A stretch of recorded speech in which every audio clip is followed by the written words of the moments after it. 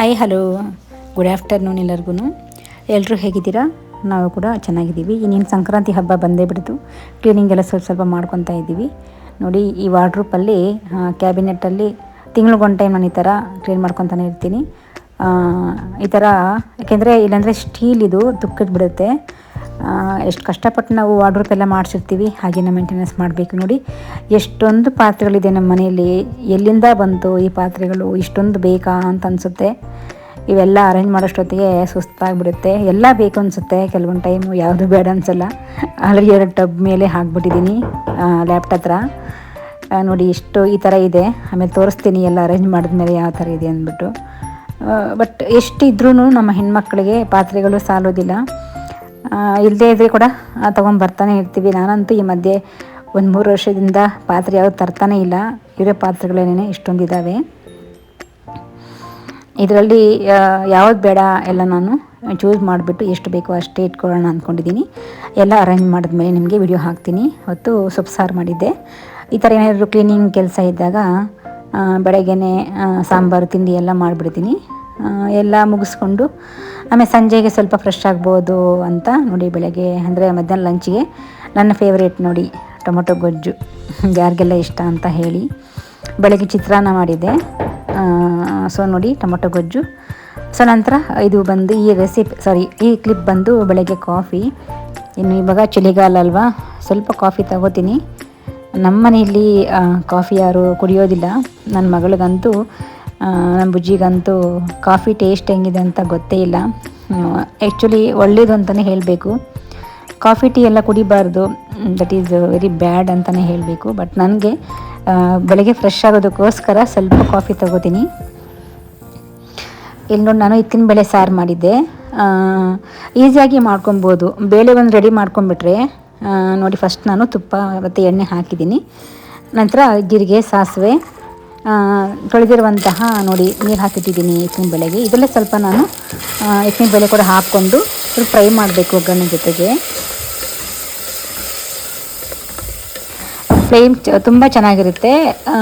ನಾವೇನು ಮಿಕ್ಸಿ ಮಾಡ್ಕೊಂಡಿದ್ವಿ, ಈರುಳ್ಳಿ, ಬೆಳ್ಳುಳ್ಳಿ, ಟೊಮೊಟೊ, ಪುದೀನ ಅವೆಲ್ಲನೂ ಅದನ್ನು ಹಾಕಿ, ಆಲೂಗಡ್ಡೆ ಹಾಕಿ 1 ವಿಸಿಲ್ಲು ಹಾಗೆ ಕೂಡ ಮಾಡ್ಬೋದು. ನಾನು ಬೇಗ ಆಗಲಿ ಬೆಳಗ್ಗೆ ಅಂದ್ಬಿಟ್ಟು 1 ವಿಸಿಲ್ ಬಿಟ್ಟಿದ್ದೀನಿ. ತುಂಬ ಚೆನ್ನಾಗಿರುತ್ತೆ. ನಿಮಗೆ ಸಪ್ರೇಟಾಗಿ ಡೀಟೇಲಾಗಿ ವಿಡಿಯೋ ಹಾಕ್ತೀನಿ ನೋಡಿ. ಸೊ ನಂತರ ನೋಡಿ, ನನಗೆ ಅವರೆಕಾಯಿ ಸೀಸನ್ ಬಂದುಬಿಟ್ರೆ ಅಂತೂ ಇದೇ ಕೆಲಸ. ಮನೆ ಮುಂದೆ ಬಿಸಿಲು ಬರುತ್ತೆ, ಬಾಲ್ಕನಿ ಹತ್ರ ಕೂತ್ಕೊಂಡು ಆರಾಮಾಗಿ ವಿಡಿಯೋಸ್ ನೋಡಿಕೊಂಡು ಮೊಬೈಲಲ್ಲಿ ನೋಡಿ, ಈ ಥರ ಬಿಸಿಲು ಕೂತ್ಕೊಂಡು ಏನೋ ಒಂದು ಕೆಲಸ ಮಾಡ್ತಾಯಿದ್ರೆ ತುಂಬಾ ಖುಷಿ ಆಗುತ್ತೆ. ಆ್ಯಕ್ಚುಲಿ ನನಗೆ ಈ ಅವರೆಕಾಳು ನೋಡಿದ್ರೆ ಒಬ್ಬರು ನೆನಪಾಗ್ತಾರೆ, ನನಗೆ ತುಂಬ ಇಷ್ಟ ಆದವರು. ನಾನು ನಿಮಗೆ ತುಂಬ ಸರಿ ಹೇಳಿದ್ದೀನಿ ಕೂಡ, ಹೇಳ್ತೀನಿ ಯಾರು ಅಂದ್ಬಿಟ್ಟು. ನೋಡಿ, ಇಷ್ಟೊಂದು ಕಾಳು ಚೆನ್ನಾಗಿದೆ, ಫ್ರೆಶ್ ಆಗಿದೆ. ಇದನ್ನು ನಾನು ಸ್ವಲ್ಪ ಹಾರಿಸ್ಕೋತೀನಿ, ಅಂದರೆ ಡಿವೈಡ್ ಮಾಡ್ತೀನಿ. ಎಳೆದೆಲ್ಲ ನೋಡಿ ಈ ಥರ ಬಾಕ್ಸಲ್ಲಿ ಎಳೆದೆಲ್ಲ ಉಪ್ಪಿಟ್ಟಿಗೆ, ಬಿಸಿಬೇಳೆ ಬಾತ್ಗೆ ಹಾಕ್ಕೊಳ್ಳೋದು. ಈ ಥರ ಸ್ವಲ್ಪ ಬೆಳ್ತಿರೋದೆಲ್ಲನೂ ನೆನೆ ಹಾಕಿಬಿಟ್ಟು ಹಿತ್ತಿನ ಬೇಳೆ ಮಾಡ್ಕೊಳ್ಳೋದು. ಇವಾಗ 2 kg ತೊಗೊಂಡಿದ್ದೀನಿ. 2 kgಗೆ ನನಗೆ ಕರೆಕ್ಟಾಗಿ 1 kg ನನಗೆ ಅವರೆಕಾಳು ಬಂತು, ಅದು ಸಿಕ್ತು. ಅದರಲ್ಲಿ ನಾನು ನೆನೆ ಹಾಕಿ ಇಟ್ಕಿದ್ರೆ 1/4 kg ಅಷ್ಟೇ ಸಿಗೋದು ನನಗೆ ಹಿತ್ತಿನ ಬೇಳೆ. ಸೊ ಕಷ್ಟ ಆದರೂ ಕೂಡ ಪರವಾಗಿಲ್ಲ. ನಾವು ಒಂದು ಟೈಮು ತೊಗೊಂಡು ಒಂದು 1 ಅವರ್ ಅಥವಾ ಒಂದು ½ an hour ಟೈಮ್ ಸ್ಪೆಂಡ್ ಮಾಡಿ ಈ ಥರ ಏನಾದರೂ ಮೊಬೈಲ್ಸಲ್ಲಿ ನೋಡಿಕೊಂಡು, ವೀಡಿಯೋಸ್ ನೋಡಿಕೊಂಡು ಆರಾಮಾಗಿ ಕೂತ್ಕೊಂಡು ಸುಲಿದ್ಬಿಟ್ಟು ಒಂದು ಬಾಕ್ಸಲ್ಲಿ ಹಾಕಿ ನಾವು 1 ವಾರದ ತನಕ ಯೂಸ್ ಮಾಡ್ಕೋಬೋದು. ಇವಾಗ ಬೇಳೆ ಸಾರಂತೂ ತಿನ್ನೋಕ್ಕಾಗೋದಿಲ್ಲ. ಈ ಕಾಳು ಅಂದರೆ ಅವರೆಕಾಳು ಸೀಸನ್ ಮುಗಿಯೋ ತನಕನೂ ನಮಗೆ ಒಂಥರ ಬೇಳೆ ಸಾರು ಅಂದರೆ ಅಷ್ಟೊಂದು ಇಷ್ಟ ಆಗೋದಿಲ್ಲ. ನಾನು ನಿಮ್ಗೆ ಆವಾಗಲೇ ಹೇಳಿದ್ನಲ್ಲ, ನಮಗೊಬ್ಬ ನೆನಪಾಗ್ತಾರೆ ಅಂತ, ನಮ್ಮ ತಂದೆಯವರು. ಸೊ ತುಂಬ ಒಳ್ಳೆಯ ಮನುಷ್ಯ. ನಿಮಗೆ ತುಂಬ ಸರಿ ಕೂಡ ಹೇಳಿದ್ದೀನಿ. ನನ್ನ ತಂದೆ ಮಾಡ್ತಿದ್ದಂತಹ ಒಂದು ಒಳ್ಳೆಯ ಕೆಲಸ ಅಂದರೆ ಎಲ್ಲ ಕೆಲಸನೂ ಒಳ್ಳೆಯದು ಮಾಡ್ತಾರೆ. ಅಮ್ಮನಿಗೆ ಹೆಲ್ಪ್ ಮಾಡ್ತಿದ್ದಂದರೆ ಇದೊಂದೇನೇ. ಅಂದರೆ ಅವರೆಕಾಳು ತೊಗೊಂಬಂದು ಅಮ್ಮನಿಗೆ ತುಂಬ ಹೆಲ್ಪ್ ಮಾಡ್ತಿದ್ರು. ಅದೊಂದೇ ಹೆಲ್ಪ್ ಮಾಡ್ತಿದ್ರು ತಮ್ಮಪ್ಪ, ಇನ್ನೇನು ಬೇರೆ ಹೆಲ್ಪ್ ಮಾಡ್ತಿರ್ಲಿಲ್ಲ. ಬಟ್ ಅಷ್ಟೇ ಒಳ್ಳೆ ಮನುಷ್ಯ. ಹೆಲ್ತಿ ಕೂಡ ತುಂಬ ಚೆನ್ನಾಗಿ ಇಟ್ಕೊಂಡಿದ್ರು, ಒಳ್ಳೆ ಮನಸ್ಸು ಇಟ್ಕೊಂಡಿದ್ರು. ಒಬ್ಬರ ಬಗ್ಗೆ ಮಾತ್ರ ಅವ್ರನ್ನ ಬೈದರೂ ಕೂಡ ಸುಮ್ಮನೆ ಆಗಿಬಿಡ್ತಾಯಿದ್ರು ಹೊರತು ತಿರುಗಿಸಿ ಬೈತಿರ್ಲಿಲ್ಲ. ಅಷ್ಟು ಒಳ್ಳೆ ಮನುಷ್ಯ ನನ್ನ ತಂದೆಯವರು. ಬಟ್ ಈ ಕಾಲಕ್ಕಂತೂ ಆ ಥರ ಯಾರೂ ಹುಟ್ಟೋದಿಲ್ಲ, ಇನ್ನು ಮತ್ತೆ ಬರೋದಿಲ್ಲ ಅಂತಲೇ ಹೇಳ್ತೀನಿ. ಅಷ್ಟು ಒಳ್ಳೆಯ ಮನುಷ್ಯ, ತುಂಬ ಬ್ಯಾಲೆನ್ಸ್ ಆಗಿ ಇಟ್ಕೊಂಡಿದ್ರು. ಮೂವರು ಮಕ್ಕಳನ್ನ ಮದುವೆ ಮಾಡಿ, ಮೂವರನ್ನೂ ಕೂಡ ಒಳ್ಳೆ ಅಫಿಷಿಯಲ್ಸ್ ಕೊಟ್ಟು ಮದುವೆ ಮಾಡಿ, ಬಾಣಂತನ ಮಾಡಿ, ನಮ್ಮ ಅಣ್ಣನ ಕೂಡ ಮದುವೆ ಮಾಡಿ, ಸೊ ಅವ್ರ ಫ್ಯಾಮಿಲಿನ ಕೂಡ ಅಂದರೆ ನಮ್ಮ ಅಜ್ಜಿ ತಾತನ ನೋಡಿಕೊಂಡು ಎಲ್ಲರಿಗೂ ಒಂದು ಒಳ್ಳೆ ತರಹ ಒಂದು ಏನಂತಾರೆ, ಒಂದು ಒಳ್ಳೆ ಫಾದರ್, ಒಂದು ಒಳ್ಳೆ ಡಾಟರ್ ಅಂದರೆ ಒಂದು ಅಳಿಯ, ಒಂದು ಒಳ್ಳೆ ಹಸ್ಬೆಂಡಾಗಿ, ಒಂದು ಒಳ್ಳೆ ಮಗನಾಗಿ, ಒಂದು ಒಳ್ಳೆ ಅಪ್ಪನಾಗಿ ಅಷ್ಟು ಚೆನ್ನಾಗಿ ಬ್ಯಾಲೆನ್ಸ್ ಮಾಡಿದ್ರು. ಅಷ್ಟೇ ಇನ್ನೋಸೆಂಟ್ ಆಗಿದ್ರು ನನ್ನ ತಂದೆ, ತುಂಬ ಒಳ್ಳೆಯವರು. ಬಟ್ಟು ಏನಂದರೆ ನ್ಯಾಯ ಅನ್ನೋದು ತುಂಬ ಇಂಪಾರ್ಟೆಂಟ್ ಅಲ್ವಾ, ಸತ್ಯ ಧರ್ಮ ಅನ್ನೋದು ತುಂಬ ನಂಬ್ತಾಯಿದ್ರು. ಬಟ್ ಈ ಕಾಲಕ್ಕೆ ಅದು ಯಾವುದೂ ಇಲ್ಲ. ನಮ್ಮ ತಂದೆ ಪಾಲಿಸಿನೇ ನಮ್ಮದು, ನಮ್ಮೂವರ ಹೆಣ್ಮಕ್ಳದ್ದು ಕೂಡ. ಒಳ್ಳೇದು ಮಾಡಿದ್ರೆ ದೇವರು ನಮ್ಗೆ ಒಳ್ಳೇದೇ ಕೊಡ್ತಾರೆ ಅನ್ನೋದು ಮಾತ್ರ ಸತ್ಯ. ನೀವೇನಂತೀರ ಹೇಳಿ. ಅದು ಯಾವುದೇ ಕಲಿಯುಗ ಆಗಲಿ, ಯಾವುದೇ ಎಷ್ಟೇ ಜನ್ರೇಷನ್ನು ಅಪ್ಡೇಟ್ ಆಗಿದ್ರು ಕೂಡ ನಾವೇನು ಕೆಲಸ ಒಳ್ಳೆ ಕೆಲಸ ಮಾಡ್ತೀವಿ ಅನ್ನೋದು ತುಂಬ ಇಂಪಾರ್ಟೆಂಟ್ ಆಗುತ್ತೆ. ನಾವೇನು ಬೇರೆಯವ್ರಿಗೆ ಒಳ್ಳೇದು ಕೋರ್ತೀವಿ, ಸೊ ಒಳ್ಳೆಯವ್ರ ಬಗ್ಗೆ ಯಾವ ಥರ ನಾವು ಅಂದ್ಕೋತೀವಿ, ನಮಗೆ ಅದರಷ್ಟು ಅದು ಬರುತ್ತೆ ಅನ್ನೋದು ಮಾತ್ರ ನಾನು ಕೂಡ ತುಂಬ ಸರಿ ನೋಡಿದ್ದೀನಿ. ಹಾಗೆ ಕೂಡ ಇವಾಗ ನಮ್ಮ ಲೈಫ್ ಕೂಡ ಅದೇ ಥರನೇ ಹೋಗ್ತಾ ಇದೆ. ನಾವೇನು ಮಾಡ್ತೀವಿ ಅದೇ ಬರುತ್ತೆ. ಒಳ್ಳೇದು ಮಾಡಿದ್ರೆ 10 ಟೈಮ್ಸ್ ಒಳ್ಳೇದಾಗುತ್ತೆ ನಮಗೂ ಕೂಡ. ಸೊ ಬೇರೆಯವ್ರು ನೋಡಿ ನಾವು ಒಳ್ಳೆ ಖುಷಿಯಿಂದ ಬ್ಲೆಸ್ ಮಾಡಿದ್ರೆ 10ರಷ್ಟು ಹ್ಯಾಪಿನೆಸ್ ದೇವ್ರು ನಮಗೆ ಕೊಟ್ಟೇ ಕೊಡ್ತಾರೆ. ನಾವು ಪೂಜೆ ಮಾಡಿದಾಗ ಕೂಡ ಅಷ್ಟೇನೆ, ನಾವು ದೇವ್ರ ಮನೆಯಲ್ಲಿ ಕೂತ್ಕೊಂಡು ಒಳ್ಳೆಯದನ್ನೇ ನಾವು ಕೇಳ್ಕೊಬೇಕೇ ಹೊರತು ಯಾರ ಬಗ್ಗೆನೂ ನಾವು ಆ ಟೈಮಲ್ಲಿ ಯಾರ ಯೋಚನೆಗಳು ಬರಬಾರ್ದು. ನಮಗೇನು ಕೋರಿಕೆ ಇದೆ ಅಷ್ಟನ್ನೇ ನಾವು ದೇವ್ರ ಹತ್ರ ಬೇಡ್ಕೋಬೇಕು. ಸೊ ಆಗಲೇ ನಮ್ಮ ದೇವರು ಕೂಡ ತಥಾಸ್ತು ಅಂತ ಹೇಳ್ತಾರೆ. ಸೊ ನಮ್ಮ ತಂದೆ ಒಂಥರ ಒಂದು ಒಳ್ಳೆಯ ಮಾತುಗಳನ್ನು ಹೇಳ್ತಾಯಿದ್ರು. ಒಂದು ಮನೆಯಲ್ಲಿ ಒಂದು ಪಾಸಿಟಿವಿಟಿ ಬೇಕು ಅಂದರೆ ಒಂದು ಒಳ್ಳೆಯ ವಾತಾವರಣ ಇರಬೇಕು, ಒಳ್ಳೆಯ ಜನಸಂಘ ಇರಬೇಕು, ನಮಗೆ ಸತ್ಸಂಗ ಇರಬೇಕು.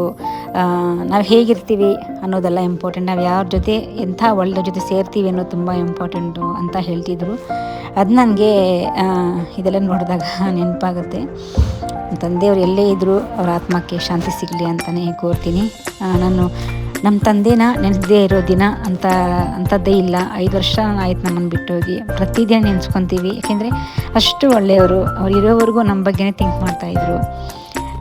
ಈ ಕಾಲಕ್ಕೆ ಅಷ್ಟು ಒಳ್ಳೆ ತಂದೆ ಯಾವ ಮಕ್ಕಳಿಗೂ ಸಿಗಲ್ಲ ಅಂತಲೇ ಹೇಳ್ತೀನಿ. ಅಷ್ಟು ದೇವರು ನಮಗೆ ಒಂದು ಒಳ್ಳೆ ಅಪ್ಪನ ಕೊಟ್ಟಿದ್ರು.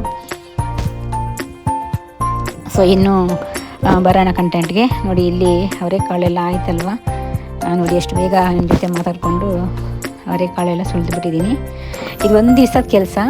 ಒಂದು ದಿವಸ ಫ್ರೀಯಾಗಿ ಕೂತ್ಕೊಂಡ್ಬಿಟ್ಟು ನನ್ನ ಕೆಲಸ ಎಲ್ಲ ಮುಗಿಸಿ ಬೆಳಗ್ಗೆ ತಿಂಡಿ, ಮಧ್ಯಾಹ್ನ ಅಡುಗೆ, ಮಿಡ್ಲಲ್ಲಿ ಪೂಜೆ ಮಾಡಿಕೊಂಡು ಮನೆ ಕೆಲಸ ಎಲ್ಲ ಮುಗಿಸ್ಕೊಂಡು ನಾನು 1 hour ಟೈಮ್ ಕೊಡ್ತೀನಿ ಅವರೆಕಾಳಿಗೆ ಒಂದು ದಿವಸ ತೊಗೊಂಡು. ಸೊ ಸೆಕೆಂಡ್ ಡೇಗೆ ನನಗೆ ಸಾಂಬಾರು ಮಾಡ್ಕೊಳ್ಳೋಕ್ಕೆ, ಪಲ್ಯ ಮಾಡ್ಕೊಳ್ಳೋಕ್ಕೆ ಅಥವಾ ಎತ್ತಿನ ಬೇಳೆ ಮಾಡ್ಕೊಳ್ಳೋಕ್ಕೆ. ಬಟ್ ಕಾಳು ಸುಲಿಬೋದು ಫ್ರೆಂಡ್ಸ್, ತುಂಬ ಈಸಿ ಇದೆ.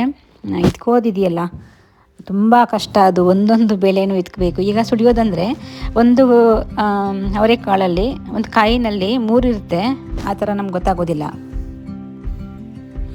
ಸೊ ಇದು ಬರೋದೇ 2 ತಿಂಗಳು ನಮಗೆ.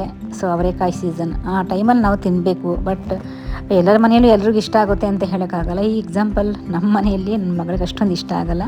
ಮಗಳಿಗೆ ಬೇರೆ ಥರ ಮಾಡಿಕೊಡ್ತೀನಿ. ಹಸ್ಬೆಂಡಿಗೆ ಇಷ್ಟ, ಹಸ್ಬೆಂಡ್ ಮಾತ್ರ ಅವರೆಕಾಳು ಸೀಸನ್ ಮುಗಿಯೋ ತನಕನೂ ಪಲ್ಯ, ಬಸ್ಸಾರು, ಕಾಳು ಸಾರು, ಎತ್ತಿನ ಬೇಳೆ ಸಾರು ಈ ಥರ ಮಾಡಿಕೊಡ್ತೀನಿ.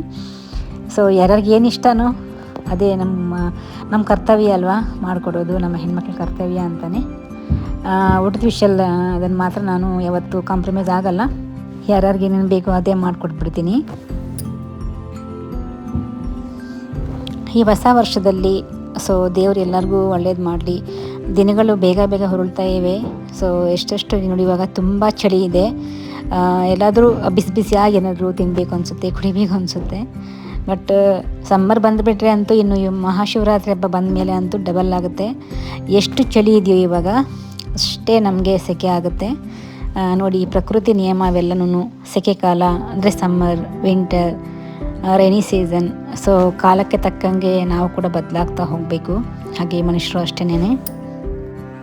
ಸೊ ಯಾರು ಹೇಗೆ ಇರಲಿ, ನಮ್ಮ ಕೆಲಸ ನಾವು ಮಾಡ್ಕೊಂಡು ಹೋಗ್ತಾಯಿದ್ರೆ ನಾವೇನು ಅಂತ ನಮ್ಮ ಬೆಲೆ ಕೂಡ ಎಲ್ರಿಗೂ ಗೊತ್ತಾಗುತ್ತೆ. ಯಾರಿಗೋಸ್ಕರ ನಾವು ಬದಲಾಗುವಂತಹ ಅವಶ್ಯಕತೆ ಇರೋದಿಲ್ಲ. ನಾವು ಹೇಗಿರ್ತೀವೋ ಹಾಗೇ ಇರಬೇಕು. ಸೊ ಬೇರೆಯವರು ನಮ್ಮನ್ನು ಇಷ್ಟಪಡೋರು, ನಮ್ಮ ಒಂದು ಗೆಳೆತನ ಬೇಕು ಅನ್ನೋರು ಬರ್ತಾರೆ. ಇಲ್ಲ ಅಂತಂದರೆ ಇಟ್ಸ್ ಓಕೆ, ನಾವು ಯಾರಿಗೋಸ್ಕರ ಬದಲಾಗೋದನ್ನು ಬೇಡ ಅಂತಲೇ ಹೇಳ್ತೀನಿ. ಇನ್ನು ಸಂಕ್ರಾಂತಿ ಹಬ್ಬ ಬಂದೇ ಬಿಡ್ತು. ಸಂಕ್ರಾಂತಿ ಹಬ್ಬಕ್ಕೆ ಏನೆಲ್ಲ ಮಾಡ್ತೀವಿ ಅಂತ ನಿಮಗೆ ಬರೋ ವಿಡಿಯೋದಲ್ಲಿ ನಿಮಗೆ ನಾನು ಅಪ್ಲೋಡ್ ಮಾಡ್ತೀನಿ. ಈಗ ಒಂಚೂರು ಬ್ಯುಸಿ ಇದ್ದೀವಿ, ಸೊ ಹಾಗಾಗಿ ನನ್ನ ಟೈಮ್ ಇದ್ದಾಗ ಮಾತ್ರ ನಿಮಗೆ ವಿಡಿಯೋಸ್ ಎಲ್ಲ ಅಪ್ಲೋಡ್ ಮಾಡ್ತೀನಿ. ಆದಷ್ಟು ವೀಡಿಯೋಸ್ನ ನಾನು 2 ಡೇಸ್ಗೆ ಒಂದು ಟೈಮ್ ಆದರೂ ಟ್ರೈ ಮಾಡ್ತೀನಿ. ಮತ್ತು ಸೊ ಇದೇ ಇವತ್ತಿನ ಒಂದು ವಿಡಿಯೋ. ನನ್ನ ವಿಡಿಯೋ ಇಷ್ಟ ಆದರೆ ಲೈಕ್ ಮಾಡಿ, ಶೇರ್ ಮಾಡಿ, ಕಮೆಂಟ್ಸ್ ಮಾಡಿ. ಮತ್ತೆ ಸಿಗೋಣ. Thank you so much watching my video. Thank you.